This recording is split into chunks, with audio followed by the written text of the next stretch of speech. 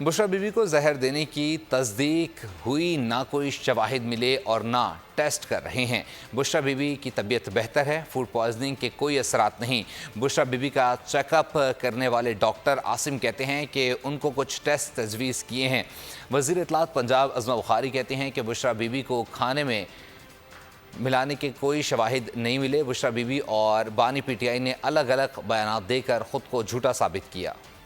Bushra be be کو زہر دینے کا معاملہ، کیا حقیقت کیا افسانہ؟ بشریٰ بی بی کے ڈاکٹر عاصم کہتے ہیں ان کی طبیعت بہتر ہے، کچھ ٹیسٹ تجویز کیے ہیں۔ اس وقت کوئی ایویڈنس ایسی نہیں ہے کہ ان کو پوائزننگ ہو رہی ہے۔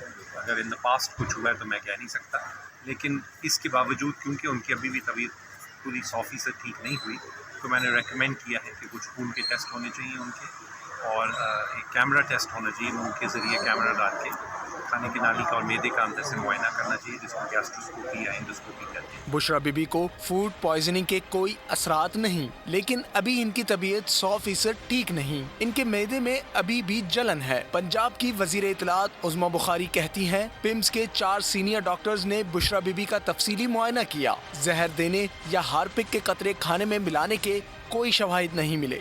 بشریٰ بی بی اور بانی پی ٹی آئی نے الگ الگ بیانات دے کر خود کو مشکوک اور جھوٹے ثابت کیا۔ میڈیکل ٹیم کے چیک اپ کے بعد واضح ہو گیا دونوں میاں بیوی عادتاً جھوٹے ہیں۔ دونوں میاں بیوی شاہانہ انداز میں شاہی جیل کاٹ رہے ہیں۔ بانی پی ٹی آئی کی اہلیہ بشریٰ بی بی کی میڈیکل رپورٹ سامنے آ گئی۔ پمز اسپتال کے 4 رکنی ڈاکٹر پر مشتمل میڈیکل بورڈ نے چیک اپ کیا۔ رپورٹ کے مطابق بشریٰ بی بی کو معدے میں جلن، ہونٹوں کی سوجن اور آنکھوں میں پانی آنے کی شکایت تھی۔ بشریٰ بی بی کو کان کی تکلیف سمیت سانس کی شکایت تھی۔ بشریٰ بی بی کی آنکھوں کا معائنہ نہیں کیا گیا کیونکہ انہوں نے اس کی اجازت نہیں دی۔ معائنے کے بعد کوئی ایسی چیز سامنے نہیں آئی جس کی ان کی شکایات تھی۔ سبسکرائب کریں اور بیل دبائیں تاکہ کوئی خبر رہ نہ جائے۔